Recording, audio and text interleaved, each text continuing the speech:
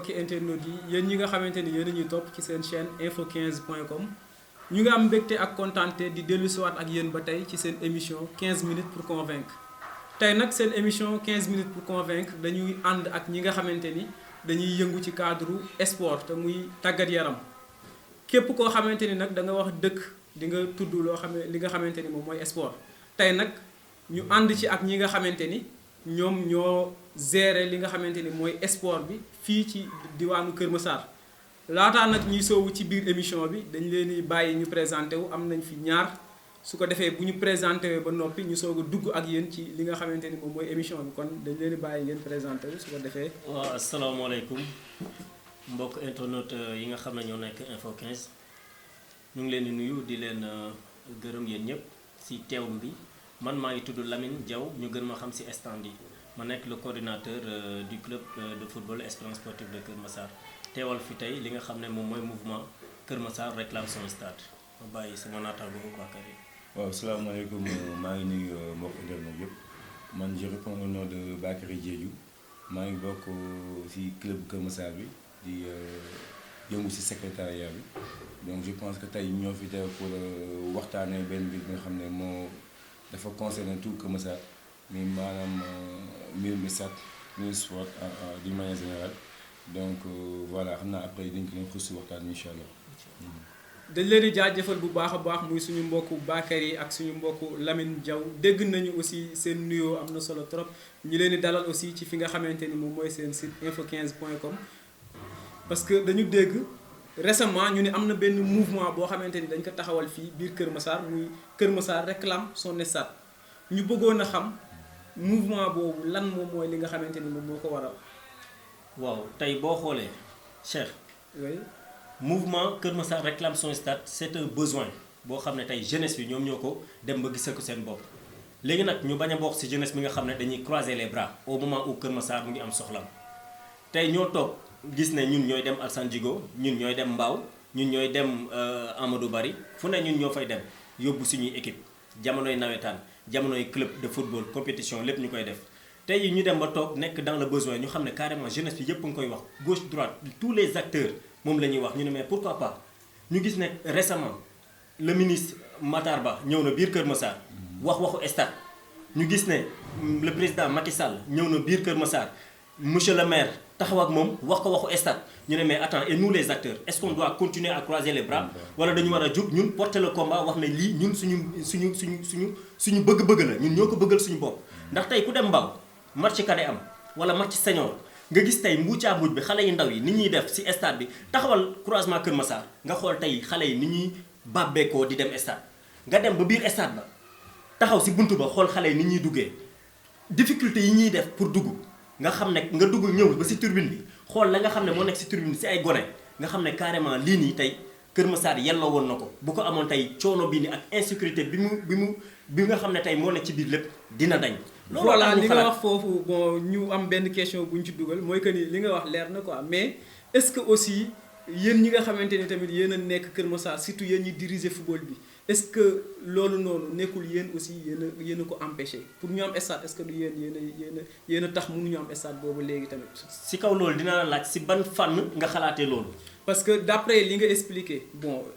yéen a ngi dem ak yooyu noonu ngeen gis yëpp. est-ce que depuis des années bu fekkonte ni yéen. taxaw ngeen ni yéen du ngeen génn par A ou B di ngeen def ay démarches ba ñu jox leen stade su ko defee là mën ngeen a kii mais si tel n'est pas le cas cela veut dire que ni yéen a tax yéen a ko empêché seen bopp. je comprends bien ta question mais dama la bëgg wax benn affaire boo xoolee tey ñun ay ndaw lañ ñun dañoo teete ci football bi dafa am suñuy kilifa yoo xam ne ñoo fi ne sànq tax yéen yaa ngi naan yéen ñi jiite football bi xëy na ñun pàcc lañ ci am na ñeneen ñoo xam ne tey ay acteurs lañ comme ñun. boo xoolee tey lépp lu ñuy def nañ ci am ñu ci waxtaanal ne ba ci mouvement bii nga xam ne moo fi ne tey ñépp la ñu gis waxtaan ak ñoom ne leen carrément am na loo xam ne tey ñu ngi koy mbébét te pour intérêt wu Kër Massar la.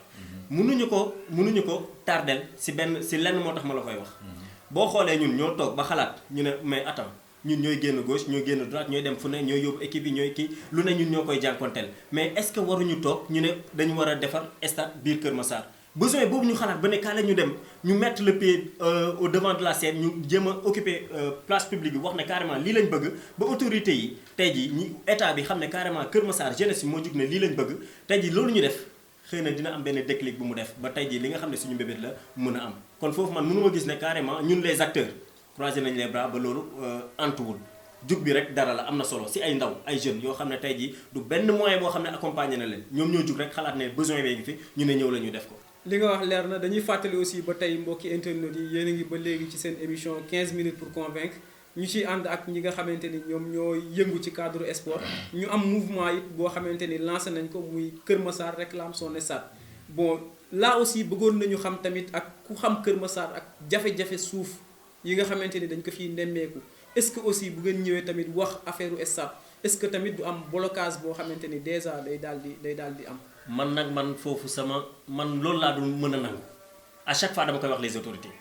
gis nga Kër Massar bu ñu bëggee stade am fi stade dafa gis nga tey jii mairie bi nga xam ne Barthélemy moom la jiite boo demee ñu ngi actuellement à l'heure où je vous parle ñu ngi defar seen stade à l'heure où je vous parle mënuñu ne tey jii Baobab moo gën a ngand Kër Massar Baobab moo gën a tuuti fukki junni yoon Kër Massar moo ëpp Guédiawaye ñu ne Baobab trouvé nañ fa foo xam ne tey jii war nañ fa mën a defar stade tey jii Kër Massar ñuy toog naan non c'est parce que problème mu suuf fii problème suuf fële lu ñu dul nangu la nu ñu def ba tey jii di jël suuf yi même boo xoolee tey jii forêt bi nga xam ne mooy forêt classée de Mbao lu ñu fa bëgg def ñu ngi ko fay def tey jii ñaata station nga gis ci biir forêt bi tey jii y a un terrain de football boo xam ne mu ngi fa waa Ménékel géré ko tey jii ñooñu ak seen bëgg football leer nañu ne bu ñu leen ne woon carrément pour tey jii ñu aménager tey territoire bii nii pour que stade mën fi am duñ ko bañ ba ci Daaru Misel boo xuusee dem fa ak ni ñu bëggee football boo demoon ne la nii duñ ko bañ tey jii bu ñu xoolee yi ni mel ak biir Kër Massar bu ñu bëggee football tey jii stade am biir Kër Massar mais dafay am waxuma nag la nga xam ne tey moo nekk terrain central ba nga xam ne moom moo fi nekkoon ay jamono loolu dañ ko jël ñu teg ko na le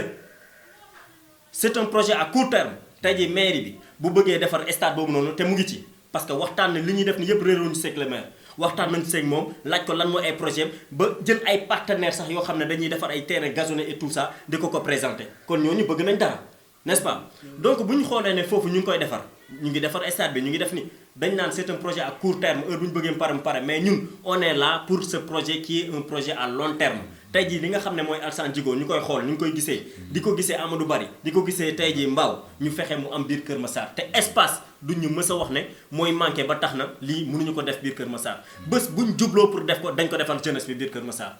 mais aussi xam nañu tamit ni que ni lépp loo xamante ni doxalin la boo xam ne état moo ko war a def wala maire yi wala yu demee noonu on sait que ni à chaque fois il faut que am ñoo xamante ni dañuy wàcc sur le terrain am doxalin yu ñuy def pour ñu mën a jot ci loolu est-ce que yéen am ngeen ay idées par exemple ay manifestation wala ay maanaam ay yëngu-yëngal yoo xamante ni da ngeen di wax ni carrément da ngeen a soxla stade est-ce que pare ngeen pour yu mel noonu quoi. bon sa question bi am na solo te dinaa sawar si tontu si njëlbéenu wax maa ngi lay wax ne ñu ngi toll ci phase d'information ci mouvement bi actuellement dañ bëgg informer la population informer les acteurs ci la ñu nekk te dinañ fexe def le tout même les autorités informer ñëpp ñi nga xam ne ñu ngi yeewoo biir Kër Massar ci li nga xam ne ñoo ko bokk muy un intérêt commun pour Kër Massar ci phase boobu lañ toll buñ ci paree y aura un comité parce que nii suñuy téléphone du noppalu à chaque fois dinañu woo seen combat bi gis nañ ko bëgg ñu ngi ci biir ku ci ne fu ne la ñuy woowee nañu ñu ngi ci biir parce que xam nañ ne lii tey Kër Massar moo ko soxla Kër Massar moo soxla am stade boppam tey jii ñun loolu dañuy jël ñu ne bu ñu paree ci phase d'information bi dañuy créer benn comité de pilotage boo xam ne xeexuñu defuñu loo xam ne tey dañuy ñëw ci Macky Sall xeex ak moom wala dem ci Matar Ba xeex ak moom wala ainsi de suite déedéet xam nañ ne ñu bëgg football lañ ñu bëgg sport lañ te bu ñu gisee ne jeunesse massaroise bi jug nañ taxaw ne lii lañ bëgg nañ leen ci fekk ci kon du bras de fer bu ñuy def dañ leen di fàttali les promesses yi nga xam ne bi ñu ñëwee Kër Massar waxoon nañ ko fi tey jii devant toute la population massaroise bu ñu ñëwee tey ñu jëm ñu réaliser li nga xam ne tey jii mooy suñu bëgg-bëgg tey jii bu ñu paree si loolu bu ñu paree ci phase d'information bi comité mooy taxaw comité bu taxawee lépp loo xam ne loolu lañ war a def lu jëm ci wàllu këyit fu mu war a jaar fépp nañ ko fa jaar ba gouverneur ba palais bu fooree dugg nañ jël këyit dem dugal ko fa ba ñu xam ne carrément c'est la jeunesse consciente ñoom ñoo jug taxaw ne lii la ñuy xeex li ñuy xeex pour intérêt wu Kër Massar la. fi nga daanelee noonu sax la ñu bëgg a jëlee est-ce que tamit moment bii nii yéen am na ay démarches yoo xam ne commencé ngeen ko teg à travers les autorités pour waxtaan ak ñoom pour ñu gën leen a mën a bàyyi xel. effectivement fu mu toll nii ci lañ nekk mooy phase d'information bi ñu nekk les acteurs ci ñoom lañ commencé yëkkati suñu téléphone woo leen ñi nga xam ne tey ñun ñii sax ñoo ñu tette ci wàllu football ci wàllu sport. ñi nga xam ne ñun ñoo ñu tette dem di leen yëgal ne ah ñun kat seeni ndaw lañ lii lañ bëgg lii lañ gis mais da ngay gis les présidents d'ASC ñoom ñoo ci gën a sax sawar ba ngay xool zone 12 ñu bëri dañ lay woo téléphone les zone 13 également ñu bëri dañ lay woo téléphone di la wax ne carrément ànd nañ si lii tey ji ñi nga xam ne ñoom ñooy ŋànk autorités yi nga xam ne ñoom ñoo nekk biir Kër Massar également ku ci mel ni monsieur le maire mais toog nañoo ak moom ne ko ñun suñu bëgg-bëgg suñu mbébét lii la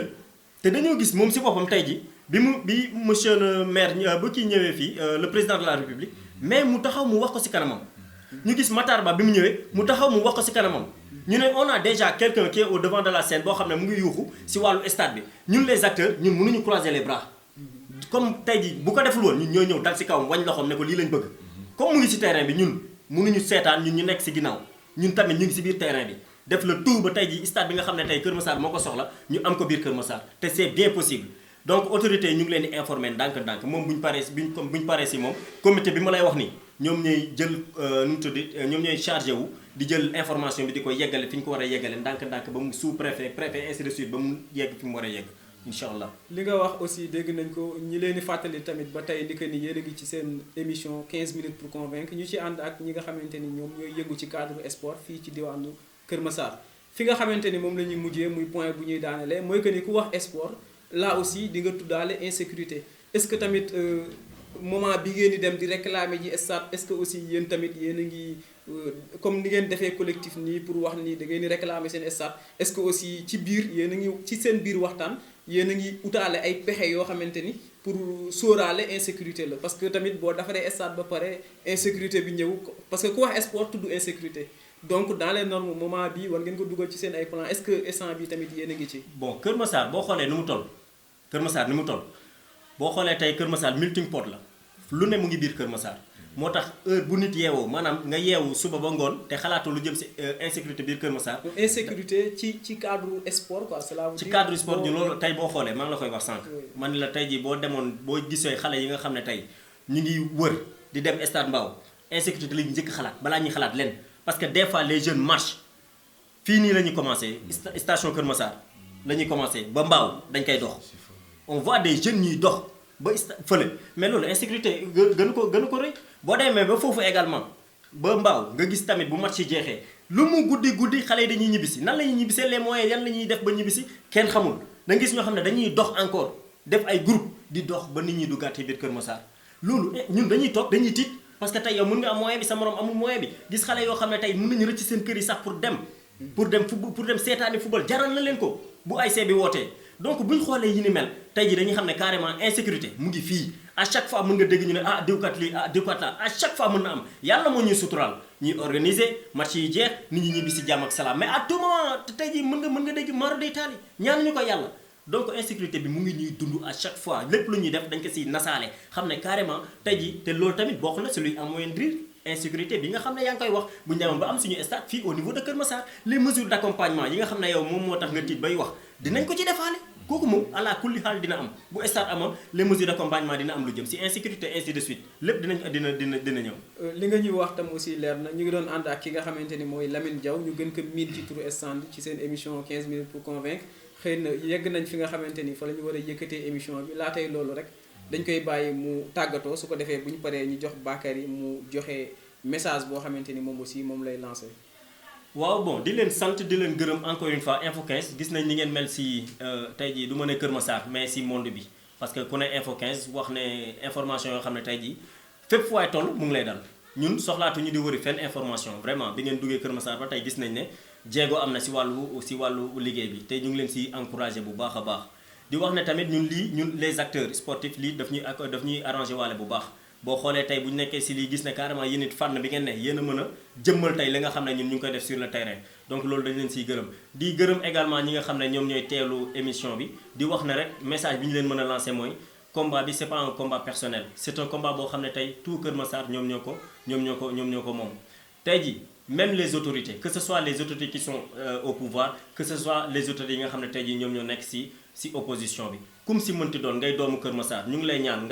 nga xam ne carrément tey jii ñi nga xam ne ñu ngi xeex stade waruñu croiser les bras di leen seetaan dañu war a jóg ñu jàppale leen ba li nga xam ne ñu ngi koy mbébét lépp lu ci waay mën nga ñëw def ko muy sa xalaat muy sa xel muy sa jug dox muy sa jug wax muy sa jël téléphone woote lu si mënti doon ñun yittewoo nañ lépp ay ndaw rek lañ gis besoin bu fi ne ñu ne ñëw leen ñu yuuxu ko ñëw leen ñu def la tout ba ñu defaral ñu ko biir Kër Massar luñ ci nit mën a accompagner dañ koy jël donc loolu la woon ñu leen di wax ne carrément ñu ngi leen di sant di leen gërëm. waaw Bakary yi ñu bàyyi la aussi ñu laaj la aussi tamit balaa ngay tàggatoo nga wax ñu ban message ngay lancé soit autorité yi ak aussi ñi nga xamante ni ñoo nekk ci ASC yi fii ci biir Kër Massar. donc dans un premier temps dama lay wax ni le sport Kër Massar est malade. Malade pourquoi? Parce que tout simplement tey suñu xoolee mënoo tabax kër te amoo suuf amoo ciment. tey jii nga xool talent bu nekk Kër Massar xool ñi fi yeewoo te ñi nekk ay sportif mën football dem di génne dem ay Grand Yoff ay Guédiawaye di fa toj lu tax mun ñoo toog fii c'est parce que tout simplement am nañu aussi pour fàttali benn jour boo xam ne mi ngi équipe nationale. voilà dëkk ci diwaanu Kër Massar. voilà Baye Omar Niass. voilà mi Baye Omar Niass donc loolu yëpp am na mais soo xoolee ñooñu ñëpp tey jii je pense que seen premier combat mooy Kër Massar am stade. parce que soo xoolee talent yi fi ne di fi génn dem di football yi fa lu tax mun ñoo toog fii mais stade moo tax. tey ñun ñi nga xam ñoo yëngu si sport chaque fois dañuy dem Mbao dem Guédiawaye dem Pikine et parfois dañuy rencontrer ay difficultés yi nga xam ne su doon suñu sago duñu dal. donc du coup nous dañuy tànn suñu mais à toutes les bonnes volontés képp koo xam ne Massar waa nga yaa ngi fi yeewoo ñu ngi lay tànn suñu loxo bu nga ñëw jàppale ñu si combat bii nii. tey nous avons la chance tey président de la république ñëw ñu wax ko combat boobu noonu mu ànd si Matar Ba ñëw moom moo waxal boobu ni carrément il faut que Kër Massar am stade autorité bi bu fi nekk mi monsieur le maire mi ngi dem foofu noonu di xeex mais moom kese su demee du am benn influence bu mu war a am du ko am. donc quand quelqu'un se bat pour toi si tu ne peux pas l'aider la moindre des choses tu viendras lui prendre ses bagages. il faut donc qu'on sente l'implication de toute la jeunesse. il faut que gars yëpp ñëw tey certes ñun ñoo fi nekk di wax mais am na ñeneen ñi nga xam ñu ngi suñu ginnaaw. donc dañu ko bëgg a gën a élargir waa zone 12 comme ni ñu ko waxee waa zone 13 ñëpp a ngi fi donc ñu ngi ñaan képp koo xam ne yow yaa ñuy dégg. nga ñëw jàpp si combat bi nga xam ne c'est pas un combat bi nga xam ne ñun ñoo ko moom quoi mais c'est un combat collectif bi nga xam ne képp koo xam ne Massar waa nga képp koo xam ne sportif nga ñu ngi lay tànn suñu loxo bi nga ñëw jàpp si combat bi donc je pense que en tout cas lii nii c'est un besoin qui est urgent et donc ñëpp dañu see war a dugal suñu loxo donc xam nga rek pour l'instant ñu yebale ko fii rek xam naa ni yeneen affaire yi dina gën a yaatu incha allah. yéen ñi nga xamante ni yéen ñuy topp ci info15.com comme ni ñu leen ko waxee woon rek ñi ngi woon ak yéen ci seen émission 15 minutes pour convaincre ñi ci doon ànd ak ñi nga xamante ni ñoom ñoo taxawal benn mouvement tuddee ko Kër Massar réclame son stade nekk aussi ñoo xamante ni ay acteurs lañ ci cadre sport fii ci Kër Massar ñi leen di jox dig daje beneen yoon ak beneen invité incha allah rabbi